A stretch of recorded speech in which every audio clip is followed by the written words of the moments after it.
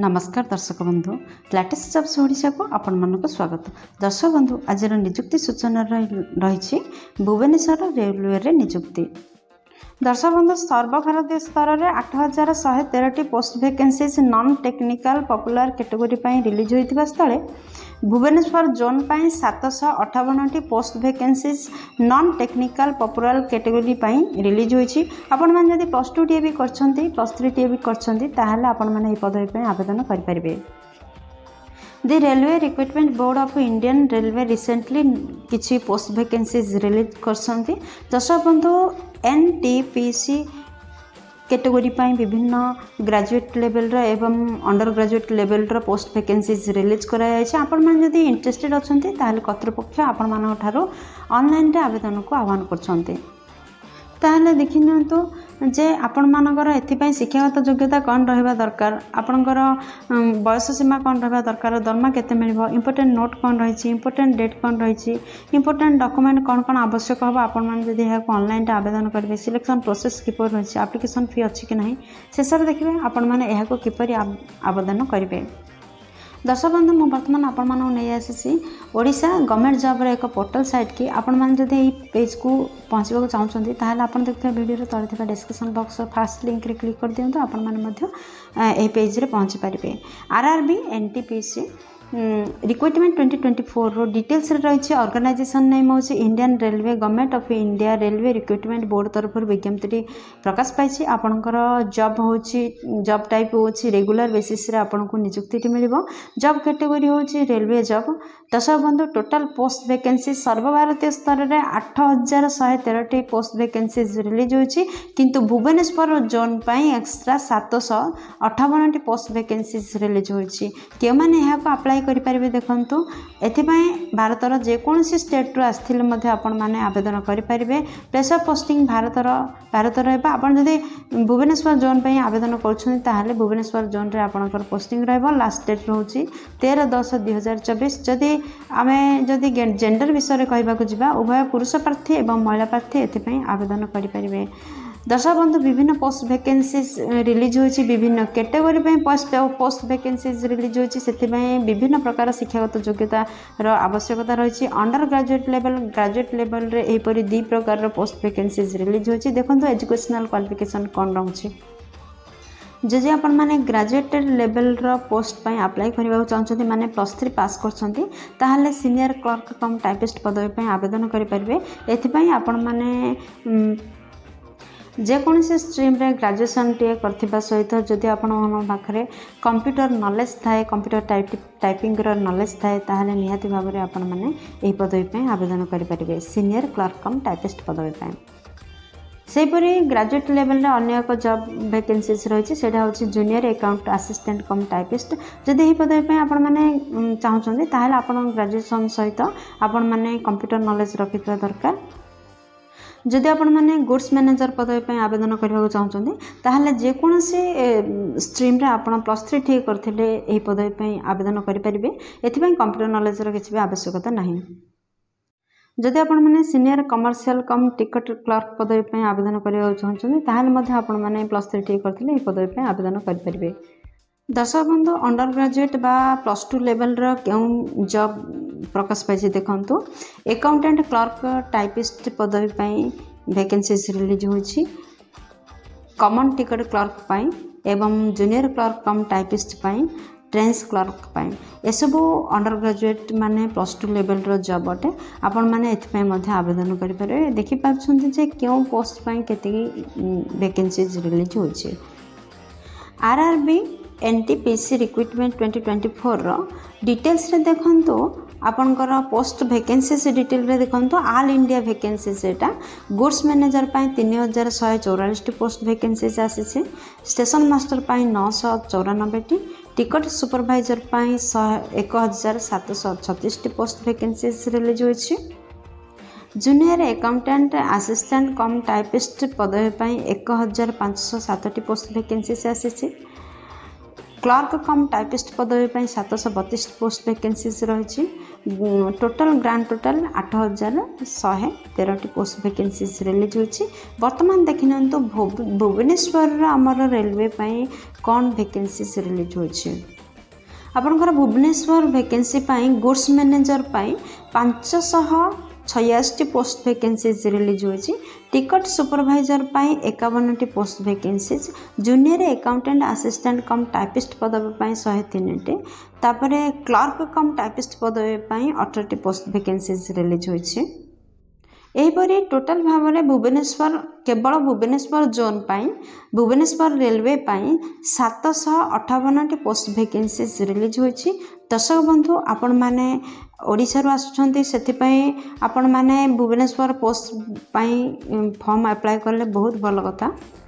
जदि आम एज विषय कहबा ताहले सर्वनिम्न बयस 18 वर्ष एवं सर्वाधिक बयस 36 वर्ष होइथिले आपण माने एथिपई आवेदन करि परिबे।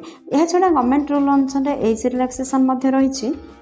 जदि आपण माने ओबीसी स्टूडेंट होइथांते ताहले 3 वर्षर एज रिलैक्सेशन रहउछि आपण मान पई। जदि एसटी एससी पीडब्ल्यूडी क्षेत्र रो आछंती किबा एक्स सर्विस मैन होइथांते ताहले आपण मान पई 5 वर्ष एज रिलैक्सेशन रहउछि। आरआरबी एनटीपीसी रिक्रुटमेंट 2024 रो सैलरी डिटेल्स देखंतो। आपण को मासिक दरमा केते मिलबो। ट्रेन्स क्लर्क पाई आपण मानकर 79900 टंका रु आरंभ करी 63200 टंका पर्यंत लेवल 2 रे दरमा रहबा आपनकर। कमर्शियल कम टिकट क्लर्क पाई आपनकर 21700 रु आरंभ करी 69100 टंका लेवल 3 हिसाब रे आपण माने दरमा पाई परिबे। जूनियर क्लर्क कम टाइपिस्ट पदवी जब आवेदन कर 19,900 टंका 63,200 टंका पर्यंत लेवल 2 रे आपण मानकर दरमा रहिबो। अकाउंटेंट कम क्लर्क टाइपिस्ट जब आपण माने आवेदन कर 19,900 टंका 63,200 टंका पर्यंत आपण माने लेवल 2 रे दरमा नेबे। जदि सीनियर क्लर्क कम टाइपिस्ट आवेदन कर आपणकर मासिक दरमा 29,200 टंका 92,300 टंका पर्यंत लेवल 5 रे आपण मानकर दरमा रहइबो। जदि ट्रैफिक असिस्टेंट आवेदन कर 25,500 टंका 81,100 टंका लेवल 4 अनुसार आपण माने दरमा पाइबे। जदि गुड्स गार्ड आवेदन कर 29,000 टंका 92,300 टंका पर्यंत आपण माने लेवल 5 रे दरमा पाइबे। जदि आपण माने सीनियर टाइम कीपर भाव में आवेदन कर आपणकर मासिक दरमा 29,200 टंका 92,300 टंका पर्यंत लेवल 5 अनुसार आपण माने दरमा पाइबे। जदि कमर्शियल अपारेंटिक पदवी आवेदन कर 35,400 टंका 1,12,400 टंका लेवल 6 अनुसार आपण मानकर मासिक दरमा रहइबो। जदि स्टेशन मास्टर आवेदन करबा चाहछन 35,400 टंका 1,12,400 टंका लेवल 6 अनुसार आपण माने दरमा भोग करि परिबे। जदि आपण माने सीनियर कमर्शियल कम टिकट क्लर्क आवेदन करबा चाहछन ताहले आपनकर मासिक दरमा 29,200 टंका 92,300 टंका पर्यंत लेवल 5 अनुसार मासिक दरमा रहबो। दर्शक बंधु आपण मान तो जानले क्यों पोस्ट पाई केती परिमाण रे दरमा रहिछि आपण माने बुझि पार ऑल डिटेल्स बुझि पारथिबे। दर्शक बंधु ए पृष्ठ देखंतु आपनकर सिलेक्शन प्रोसेस कोन रहिछि। आपनकर विभिन्न पर्याय दे सिलेक्शन रहइबो। आपनकर सीबीटी टेस्ट 1 रहइबो। सेकेंड सीबीटी टेस्ट 2 रहिबो।